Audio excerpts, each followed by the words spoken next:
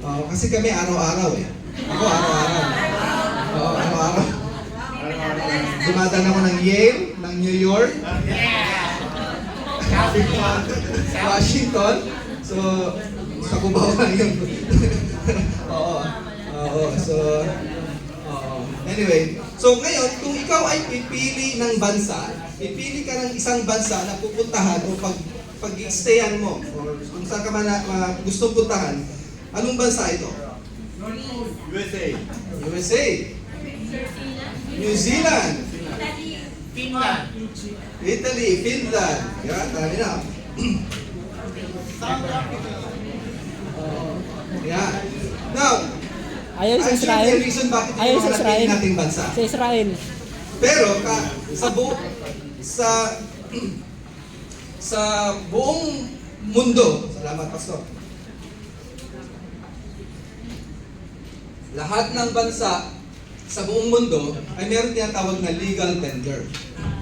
Tama ba? Sa mga accounting, mga ano, ba? Yung meron silang official currency. No? Siyempre, pag pupunta ka ng, let's say, Japan, ang spend mo doon, hindi peso. Yen. No? Pag pupunta ka ng, halimbawa ng, sa Europe, siyempre, meron mga Euro, sa Europe, meron pound, may euro, no? Sa Middle East, may dinar, may kung ano mga ano yan, ang dami, no? May franc, Swiss franc, no? Kailangan ni Boss Joey yan. Sa Switzerland. Oo, Switzerland. Ano pa ba? So, US dollars, di ba? No?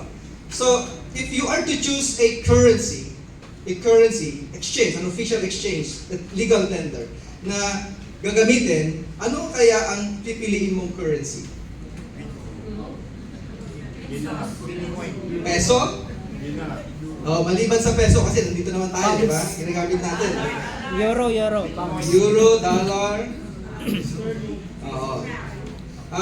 I searched this sa internet and meron akong, according to Forbes.com, meron silang nilista or nilagay dito na strongest currency, top 10 strongest currency globally, no, in the world. Ang top one is dinar. And particularly yung Kuwaiti dinar. Because 1 dinar, sabi nila, is equivalent to 3.28 US dollar. Oo. Pangalawa, again, second top strongest currency, dinar pa rin, pero yung Bahrain, Bahraini dinar. No? So grabe ang dinar, taas pa lang ng dinar. Kasi ang Bahrain dinar ay 2.65 per 1 dinar, per 1 Bahrain dinar. Per dollar yan, per dollar. US dollar. Pangatlo, ang real sa Oman. No? That's equivalent, one real, Omani real is 2.6 US dollar. Mataas din ang Jordanian dinar. No? Yung Jordan, that's equivalent to 1.48 US dollar. No? Ang top 5 actually is pound, British pound. No? Pang lima lang pala ang British pound. Kasi equivalent ng isang 1 British pound is 1.28 US dollar. So that's the 5 and top 6 ay ang another pound, top Cayman, this is the Cayman ano na to? Oh, sorry. Top 5 pala is Gibraltar pound daw. Top 6 is Cayman dollar. Top 7 Swiss franc. Top 8 euro. Yung euro is top 8. Because 1 euro is nasa ilang dollar lang to? 1.10 US dollar ang 1 euro. And ang pang sampu na ba ako? 9 is, 8 is euro, 9, bakit walang 9? Anyway, ang pang-10 is US dollar. Sampo lang siya. Kasi 1 US dollar is equal to $1 US dollar. But when it comes to, pagdating sa power, yung lakas ng kanilang exchange rate is pang-10 lang pala ang US dollar. No? Pero, kahit pang-10 ang US dollar is the world's largest in terms of reserve. No? It is the most traded currency in the world. Kaya nga, dollar pag sa mga businessman, pag namimili ka sa labas ng bansa, di ba? Punta kayo sa bansa, dollar ang bibili ka by the dollar. When you buy gold or anumang mga commodity, before we used to go to China para mag-product trending. Yun yung work ko before, sa sales and marketing manager, sa isang company before, we usually go to China at mag-product trending. Nung wala pa dito, tignan mo kung ano yung mga pwede mong paratingin, iparating dito. Mostly China. So, lahat doon, lahat actually ng all walks of life actually, sa trade, sa economy, sa business, nandun. In fact, kahit European, andun din, marami rin tumitingin doon. So, kaya may tinatawag sila, to, pag tinanong ka ng mga suppliers doon, sir, what market are you serving? European market, Asian market, US market, mga ganon. So depende sa market. Kasi yun ang quality na ibibigay sa'yo. Kaya huwag kayong magtaka, bakit yung mga napupunta sa Pilipinas, Asia, ay medyo, kasi mas mura talaga. So ganon ang kalakaran pala doon. So, pero you buy by the dollar. No? They price their commodity, their product by dollar, sa dollar. No? Kasi nga, US dollar is the most, sabi ko kanina, most traded currency globally. No? In fact, even sa mga central banks ng mga bansa, ang US dollar is the largest reserve currency. No? So, yun ang malaking reserve sa mga central banks. Okay? So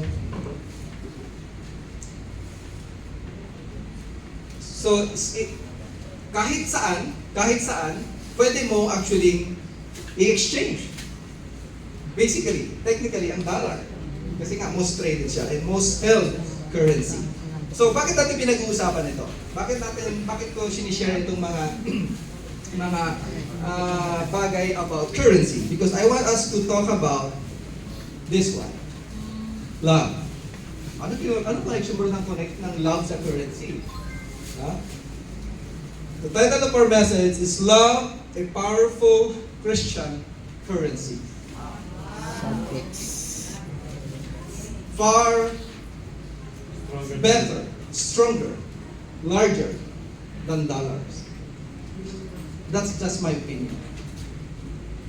So, love, L-O-V-E, is a powerful Christian currency. Let no debt remain outstanding in Romans 13:8. Let no debt remain outstanding except the continuing debt to love one another. For whoever loves others has fulfilled the law. Sino man daw ang, sabi niya kanina, no? Let no debt remain outstanding. Huwag mong hayaang, meron kang sagutin. Huwag kang, huwag kayong magkaroon ng sagutin kanino man. Except about giving love to someone. Parang, sino dito ang may utang? Ako, pati papa eh. No? Lahat tayo. I'm sure na nasubukan na natin ng utang. No? Wala namang masama sa utang. Wala masama doon. Yung mayaman yung may utang.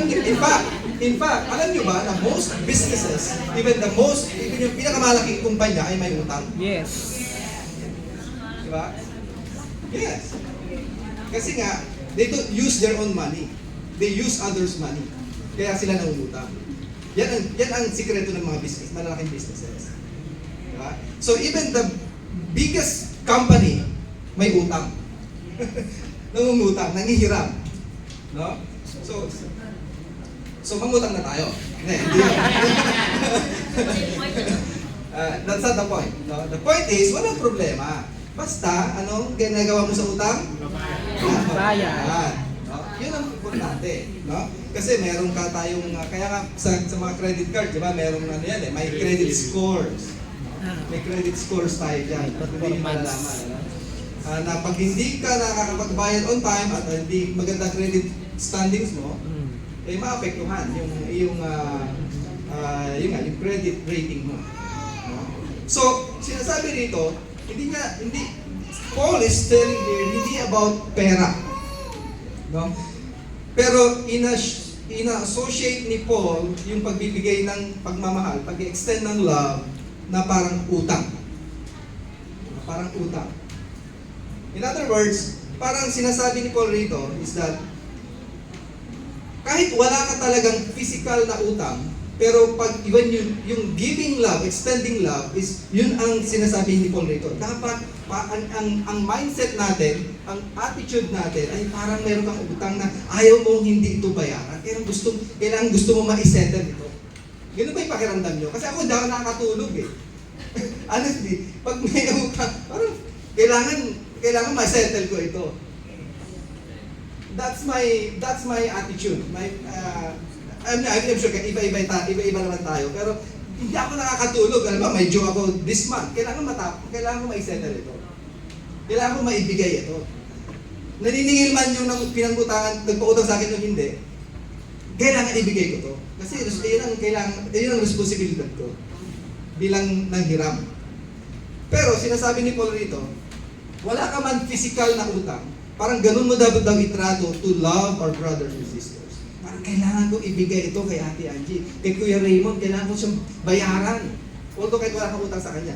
Kasi ganun daw dapat natin itrato ang pagmamahal. Amen.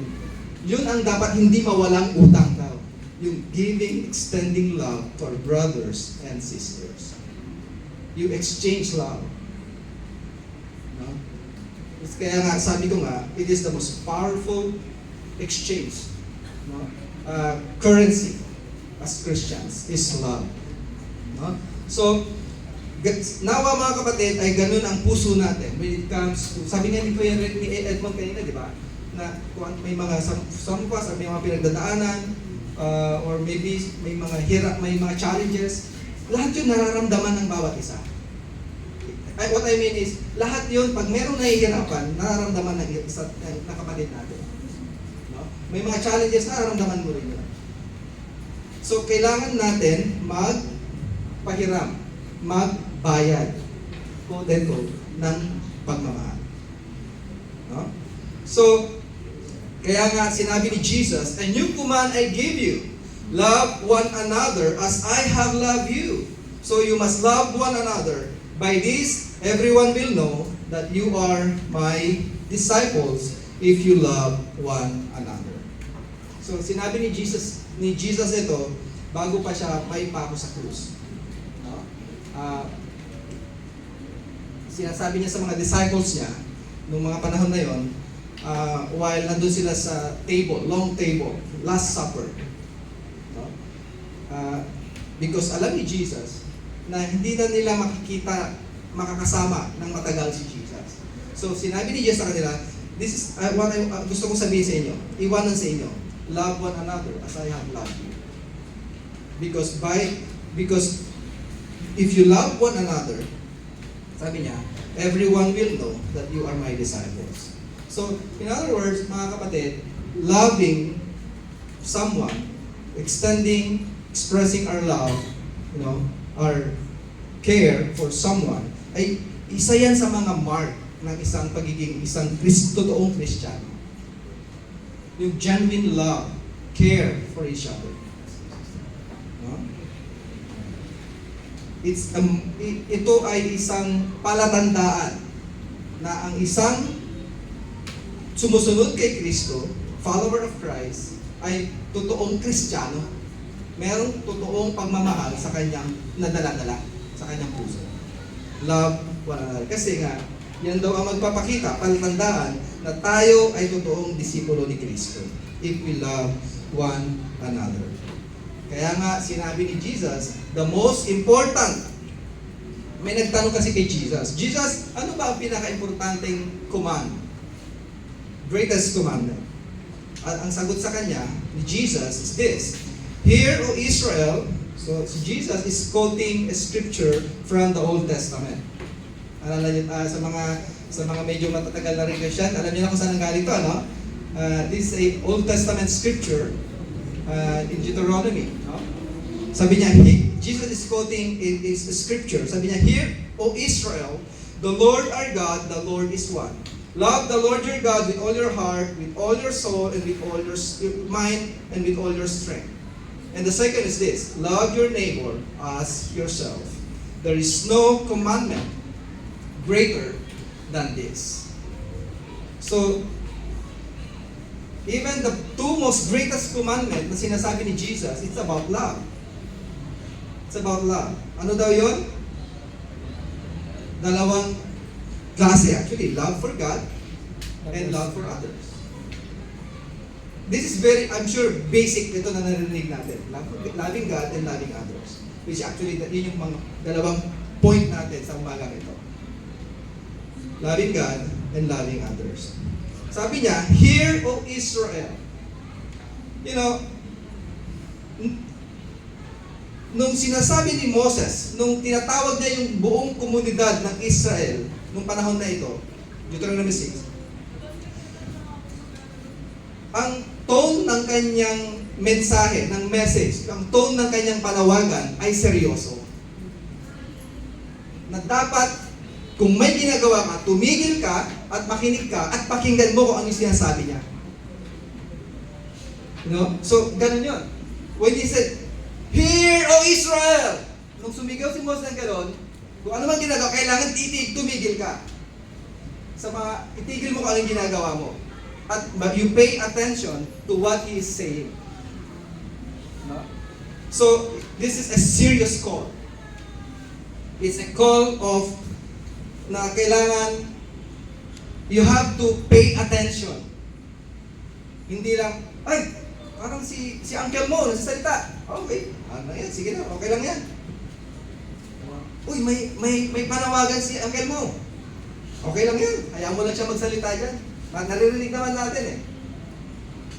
Ayaw mo siyang sumigaw, naririnig naman natin.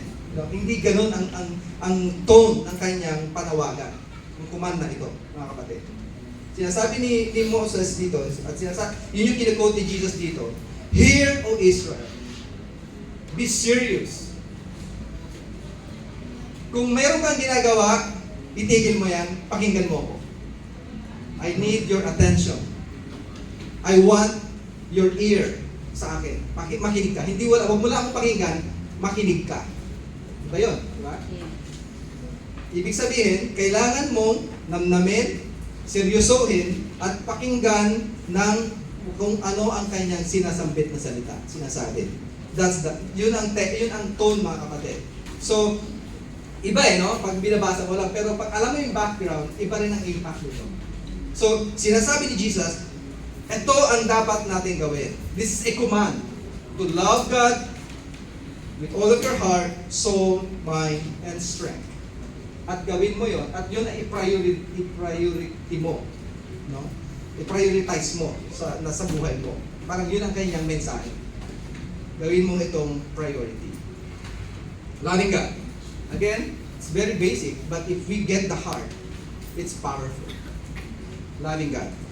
And this is love, that we walk in obedience to His commands. As you have heard from the beginning, His command is that we walk in love. Again, we walk in love. In other versions, the word walk is also translated into live, mamuhay. Hindi ka lang maglakad. No? You should walk. Mamuhay tayo sa pagmamahal. Because again, dahil yan nga ang mark ng isang pagiging disipulo ni Jesus. No? So it's obedience. Kaya pala sinabi ni Jesus, hear, at ni Moses, sa mga panahon nila, Hear, O Israel. God wants us to be obedient to His words. To be obedient, to live sa mga according to the words of God. Not to the standard of the world, but to the standard of God's words. No?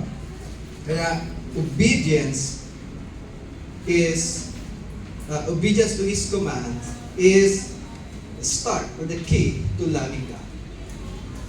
No? We cannot, sabi nga sa other verses, we cannot say we love God if we don't do His commands. Diba? So it's loving God is obeying His commands. This is how we know that we love the children of God, by loving God and carrying out His commands. See?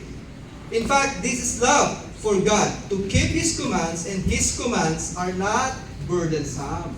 Hindi dapat, hindi siya pabigat sa buhay natin, mga kapatid, mga kaibigan. Ang salita ng Diyos ay hindi pabigat sa buhay ng isang tao.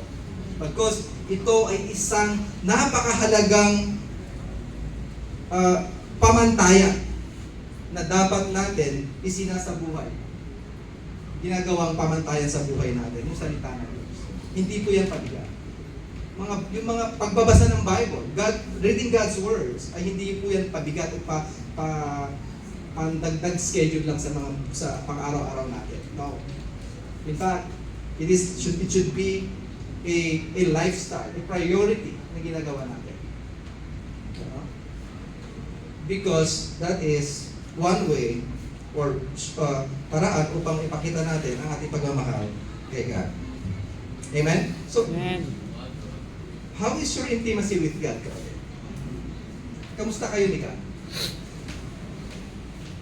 How is your times with God? Ano bang mga distractions mo ngayon? Kanina, this morning, before I preach, actually, pumunta ako sa likod. Sabi ko kanina, pinahig ko muna yung sikmura ko. But I have to get out dun sa mga distractions ko kanina. So I have to confess with some brothers dun sa likod kanina. Sabi ko, bro, medyo hindi pa umiinit yung sikmura ko, may ulo ko eh. So, sabi ko, I feel distracted kanina while preparing dito. So sabi ko, mali eh. I mean, mag-preach ako mamaya, pero if I have this kind of heart, I'm distracted, baka manermon lang ako. So I have to pull aside two brothers doon sa likod kanina and share. I just wanted to share this kasi I'm feeling distracted. So, grateful ako na may mga kapatid, brothers na nag-extend na kanilang love. No? Doon. So, right away, in-apply yung kanilang, yung utang sa akin. Yung utang nila sa akin. Di ba? Di ba? Sarap, di ba? Ang ganda, di ba? Kasi alam mo, hindi ako naniningil, pero binigay yung utang nila sa akin ng that of loving each other. No? So, mga kapatid, what is holding you back from getting closer or intimate with God? Especially nowadays, di ba? Daming distractions. I mean, yung social media, parang cliche na sinasabi natin yung social media, di ba? Talaga nandyan na yan. The social media. And marami pa rin. No? I may not know every one of you na kung ano yung mga distractions nyo, pero alam mo kung ano yung nagdi-distract sa'yo. So, mga kapatid, let's work on loving God by being obedient to His words and being intimate with God. Amen? Amen. Point number 2, my last point, is loving others. Diba? First, greatest commandment is loving God. Second is loving others. Sabi niya, second command dun sa kanina scripture is love your neighbor. And sa dalawang scriptures na to, dalawang command na ito, there's no one greater than this command. So, point number 2 is loving others. Now, you are the body of Christ and each one of you is a part of it. Actually, ang konteksto nito, sa verse 27, that sinasabi niya dyan that we are one body. Isang katawan tayo lahat. Marami tayo. na pagka naapektuhan, sabi ko kanina, pagka nahihirapan ang isang kapatid, nararamdaman ng ibang kapatid, nararamdaman ng ibang Christians or disciples. So, yun yung konteksto nito. Now, although we are many parts, no? Marami tayong may iba-ibang part, or some kamay, iba paa, yung iba tenga, yung iba mata, no? Parang yun yung sinasabi niya dyan. Lahat tayo ay one body of Christ. At ang bawat isa sa atin is part of that body. No? So, therefore, mga kapatid, bilang isang katawan, bilang isang pamilya, kailangan daw nating magkaisa, maging united. At mahalin ang bawat isa. Though maraming part, iba-iba tayo, merong diversity, ika nga, di ba? May diversity, may professors, may engineers, di ba? May businessman, merong mga ano pa ba? Mga accountants, teachers, mga professionals, yung iba may mga cook or chef, no? So iba-iba. Iba-iba there's diversity sa atin. But again, bilang isang pamilya, hindi naman tayo lahat isang paa. Hindi naman tayo lahat paa lang. No? Hindi naman tayo lahat kamay lang. Ang sinasabi ko, imagine yung isang katawan, paa lang lahat. Diba? Kaya ang galing ni God no? Kaya nga sinasabi ni God, God placed everyone kung saan niya gustong ilagay. And God placed it perfectly. God placed it perfectly. So kung ikaw ay nandiyan ka sa pwesto mo na yan, kapatid, as a Christian, God put you there perfectly. No? Because you complete the body. You are part of the body. Okay, don't feel less or inferior pag ito yung ginagawa mo. No. Kasi may napakahalaga yung ginagawa mo, yung role mo, yung ginagampanan mo. No? Kung ikaw yung daliri, yung hinliliit, then perform your role as the hinliliit. No? Kung ikaw yung tenga, kung ikaw yung ilong, gamitin mo pang amoy. What I'm saying is, this mga kapatid, let's share our talents. Do our part. Let's share our gifts. At katulad na nabanggit ko nga, imagine mo kung lahat tayo accountant. Sino ba? Di ba? Wala ka ng kliyente. Walang businessman na, di ba? Ibig sabihin mo, lahat tayo doktor. Sino papagalingin mo? Sino gagamutin mo? Di ba? Or isipin mo, lahat tayo engineer. Di ba? Anyway, what I'm saying mga kapatid is, each of us need to share our gifts or talent to build God's kingdom. Because you are special. God put you there in this body, in this family, perfectly, with a purpose. No? So, let's seek unity and volunteerism. Kailangan ng song leaders? Do it. Give your heart. Kailangan ng ushers and usherette, sa mga ganitong pagtitipon, ibigay mo yung puso mo. Baka yun ang role or talent, yun ang talent na binibigay ni God sa'yo. Amen. Diba? Baka kaya Sunny, so ikaw na regular daw na song leader ng Tugda Binanto. Proclaim ko na ngayon, hindi ka na makakahindi.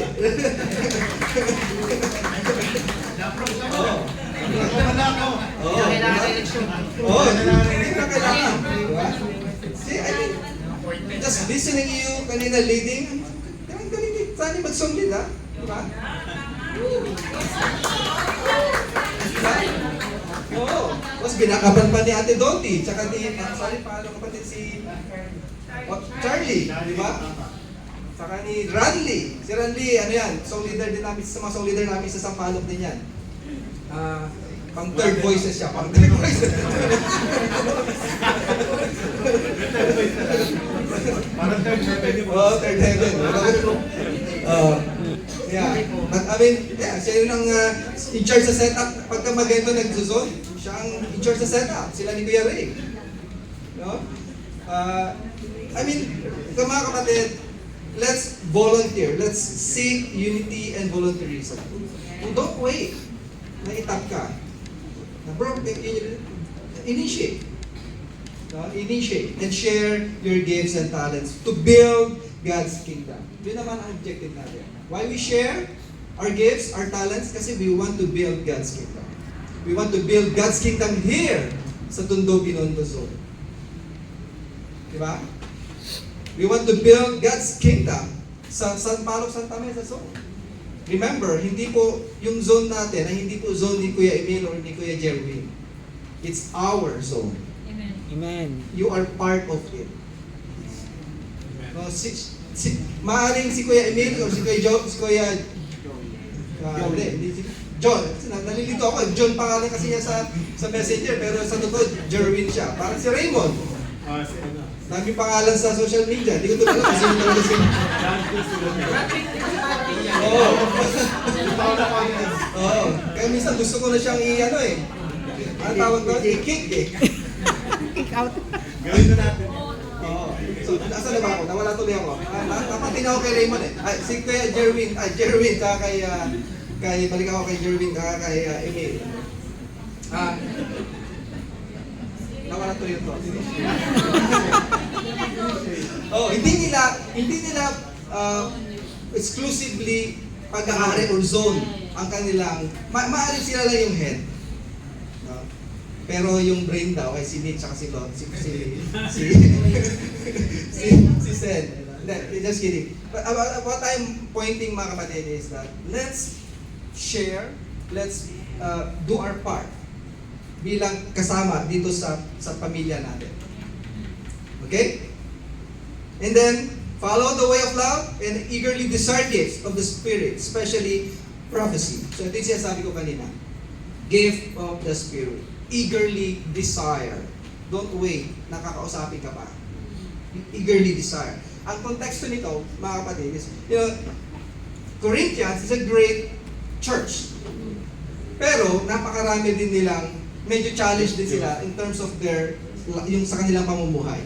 Because na-influensya sila ng culture of the world. Corinthian is a great city. Pero, because of this greatness ng kanilang city, yung surroundings nila, napakarami din mga worldliness.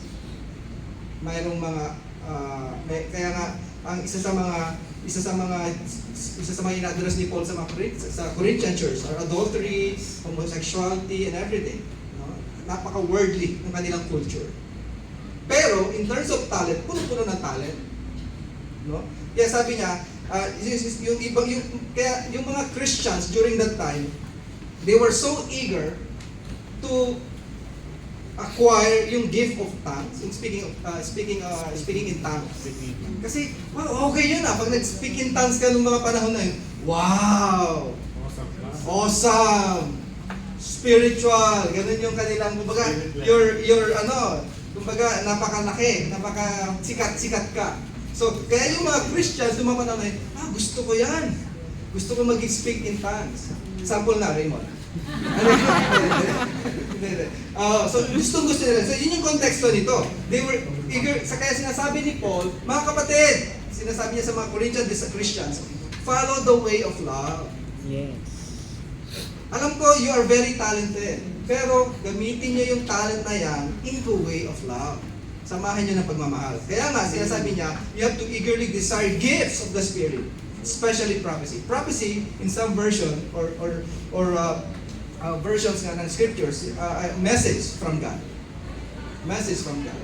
During that time, yung mga prophets, di ba, ang ginagamit ng mga messenger ni God to give God's message to people.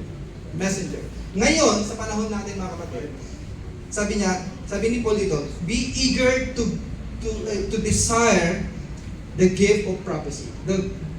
Yung pagpapahayag ng mensahe ng Diyos. Because sino nga naman ang magpapahayag ng mensahe ng Diyos sa ating mga pamilya, hindi tayo. Amen. Sino ang magdadala ng mensahe ng Diyos sa ating mga schools, universities, kung hindi tayo mga disciples? Sa ating mga komunidad, sino ang magdadala, magpapahayag ng salita ng Diyos kung hindi tayo? Yun yung sinasabi ni Paul dito. Eagerly desire the gift, especially give in giving God's message to people. Huh? Lastly, be on your guard, stand firm in the faith, be courageous and be strong. Do everything in love. Because love is the most powerful Christian currency. Do everything in love. We have, therefore, as we have opportunity, let us do good to all people, especially to those who belong to the family of believers. Mga kapatid, to all people, especially to the family of believers, sinasabi ni Paul dito. Therefore, let us build a strong, healthy, and robust spiritual family. You know, sa economics, pasensya na, medyo, anong tawag dito? Hindi ako economista. Graduate ako ng business ad. So, kaya medyo meron akong inclination sa mga business terms. Sabi nila, Financial. para daw maging mayabong ang ating ekonomiya, ano daw ginagawa ng mga tao? Gumastos. Tama. Ang pera. Para lumago ang ekonomiya ng Pilipinas, kailangan mong gumastos. Mas maraming bumibili, mas maraming gumagastos, mas maraming gumagamit ng pera, mas malaki ang circulation, mas malaki ang ekonomiya ng Pilipinas, Tama. ng isang bansa. Tama. Now, let's do that spiritually. Mas maraming nagbibigay, nag-exchange ng love, mas maraming gumagamit o nagpapakita ng pagmamahal, mas magiging matingkad, mas magiging mas lalakas, at yayabong ang ating pamilya. Amen. That is a spiritual economics, kapatid. That's why we have to exchange love. Brotherly love. Alam to ng mga men also, no? Meron din kami tinatawag na love banks. Love banks. No? Hindi lang central banks, financial bank. Love bank.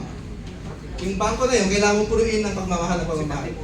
Kasi kailangan mag-deposit, bigay ng bigay. Kailangan malaki ang reserve mo.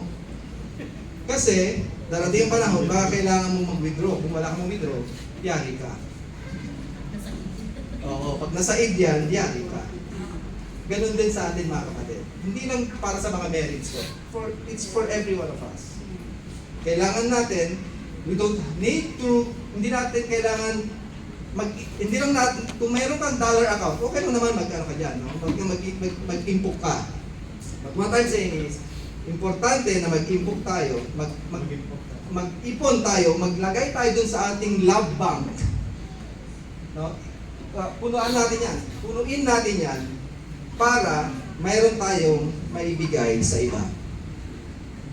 It has to be continuous, it has to be frequent, dapat madalas, it should be repeated, recurring exchange of love, so that the family of God will be robust, strong, and healthy. Love is the most powerful Christian currency. For in Christ Jesus, neither circumcision nor uncircumcision has any value. The only thing that counts is faith expressing itself through love. So, tulad na banggit ko kanina, our talents, let's share it, but let's express it with love, no? True love. Kailangan, nabanggit nga yung faith dito. So again, very, very important ingredients of our Christianity, faith, hope, and faith. Kaya nga sinasabi ni Paul here, and these three remains, faith, hope, and love. Faith and hope are very essential in our Christianity. Pero if you think of it, faith and hope, actually para sa iyo yan eh. It's more of inward yan. Yung hope mo, you're hoping. You're hoping for dun sa pagbabalik ni Jesus. Yung resurrection. Yun yung sinasabi niya, hope. And faith is your faith in God. Pero yung love is more of outward. Kaya pala, sinabi ni Paul, the greatest of this is love. Let's express our faith, our hope, through love. Amen? Mga kapatid? Love, a powerful Christian currency. Loving God and loving others. Mag-ipon tayo dito kung may kakayanan ka. Pero mas mag-ipon ka nito because our symbol is OPA.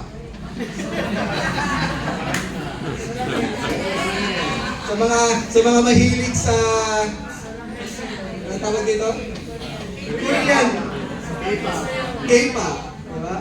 Yan ang ating symbol of currency na kapatid. Love. Love is a powerful Christian currency. Amen to God be the glory.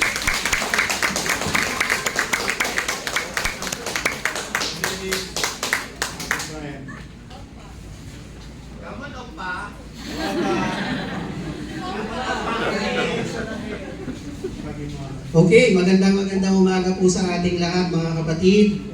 So once again, palakpakan natin ang ating Panginoon sa pamamagitan ng ating kaibigan at kapatid ko si Pastor Bong. Bro, malamig na ba ulo mo? Pero bro, personally, hingi ako ng patawad sa iyo kasi maaaring nag-boil up yung ulo mo dahil may kinalaman ako. Walang excuse, talagang medyo na-late kami. No? So, it's not acceptable. Hindi ako usually na-late. Yes. Pero late pa rin ako.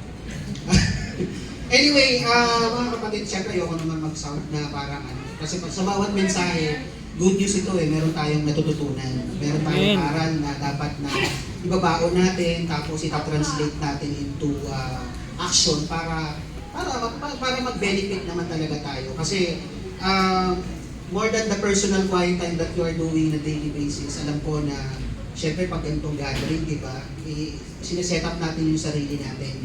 Kasi gusto natin maging presentable sa paningin ng Diyos.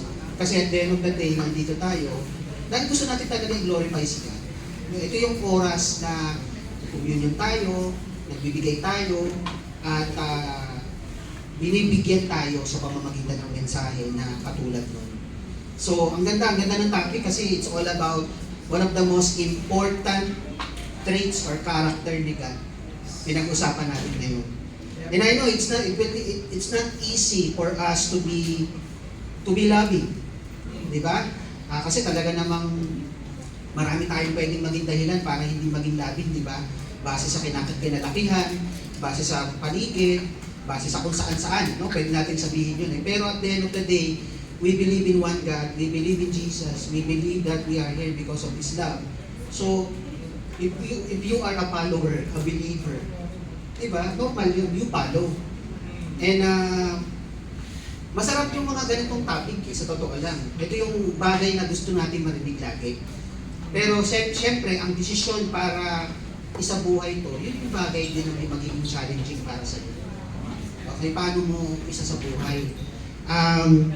Diba, normally last week, diba, tayo, marriage libo, Friday. Ito actual to nangyari. So, pagpasok ko ron sa lugar natin, yung tapat ng AP, di ba? Yung tapat ng 7-Eleven, mayroong bakanting parking. Dito ang tuwa naman ako kasi normally kapag di mo, saan ka nagpapark? Doon sa tulo. Di ba? Kasi wala naman talagang parking di ba? Bagay lang, hindi tayo nanguhuli ron kasi gabi na. Wala nang nag-trump. Di ba? So, pumesto na ako, nag-hazard na ako, pumesto na ako. So, alam mo yung composition ka na, yung patras ka para mag-park. Diba? Ano na, tinitignan ko na. Biglang may dalawang motor, biglang pasok. Pumasok talaga, dalawa sila sa harapan ng 7-Eleven. Diba? Sa isip-isip ko, malaki naman yung sasakyan ko, ba't parang hindi nila nakita? Diba? Pero eventually, hindi na ako, I just decided not to say anything. I just laughed. Ay, hindi nakita yung sasakyan natin, grabe. Anyway, sige, doon na lang sa dulo, doon na lang tayo sa dulo mag-park. Ayan. So, alam mo yung mga ganong bagay, simple act of being patient, being kind. I think, sa mga nagdadrive, naiintindihan yung sinasabi ko, di ba? Kasi talagang, hoy, ba't ka nandyan? Ang ginagawa mo dyan? Di ba nakita yung sasakyan ko? Laki-laki. Di ba? Pero hindi parang, bakit pa ako mag-exert ng effort para kausapin yung dalawang driver, di ba, yung motor. Baka naman nagugutom, gusto nila kumain siopaw. No? So yun na lang, isipin mo na lang na ganun. So eventually, doon na ako nag-park sa dulo, so nakapark naman ako. So, Yung mga ganong bagay. Wala naman nakakaalam na disciple kayo. Wala naman talaga eh. Pero, yung level of consciousness lang, na aware ka na kanina umaga, nag-pray ako, nag-decide ako na maging kind, hindi maging impatient sa kalye o sa whatever. Lalo na, syempre, araw-araw natin kasama yung mga asawa natin, di ba? Kaya, mga ganyan, no? Opa! Opa. Pastor! May nagkwento kasi sa akin, kasi yung ganung site daw, hindi daw nakikita sa picture yan. Oo, maliit daw yan eh. O, dapat daw laki yan. Oo. Pero guys, let's always be reminded that the very reason we gathered this morning, it's because of God's love. Yun lang naman talaga eh. Maaaring meron tayong kanya-kanyang struggle sa buhay, di ba? Hello, struggles! Dami yan, di ba? Pwede kong i-enumerate. Health, finances, conflict, everything. Di ba? Pero alam mo that ang solution lagi yung pagmamahal niya. Kasi wala tayong excuse eh. Di ba? If you love me, you will obey what I command. You follow me. So ang hirap nun, di ba? You love the unloving person. Di ba? Yon. So, mga kapatid, pagpatuloy lang natin yung ginagawa natin. Alam naman natin kung paano magmahal. Pero minsan kapag feeling natin na didihado tayo, we have the tendency na mag-retaliate at maging ungodly. So let's always be reminded that you have the Spirit. It is a gift, di ba, from God. So meron ka niyan. Hindi lang konsensya, pero meron kang Spirit. It always remind you to always say no to ungodliness and worldly passion. And say yes to God. Amen mga kapatid? Amen. So ako personally talagang natuto ako ngayon. So I know I have to decide. I need to make a decision to yes, it's true, no? There's hope, there's faith, but the manifestation is love. Okay? So